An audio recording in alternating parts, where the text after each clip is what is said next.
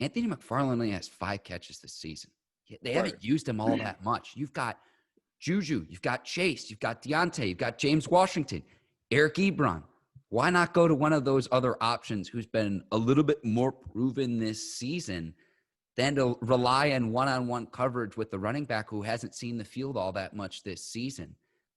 It's one thing to criticize the decision to go for it on 4th down, but to me, the play call was what didn't make any sense to me. What did you see on that play in that situation for the Steelers? No, I agree with you 100%.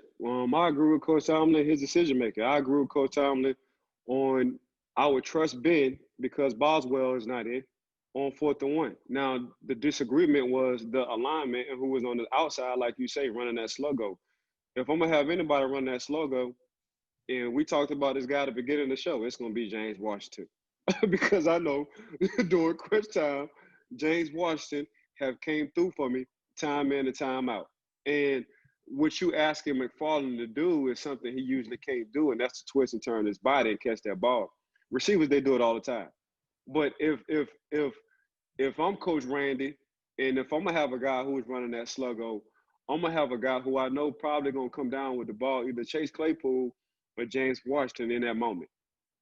I want to piggyback off that, Ike. We need to remember this conversation because later in the season, just have a feeling with your psychic abilities, Ike, James Washington's going to come up again, and it's going to be like, where did this come from? And I'm going to say, my guy Ike Taylor called this weeks ago. So we need to remember this in terms of when the Steelers need a big play later in the season, maybe in the playoffs. Remember this conversation right now.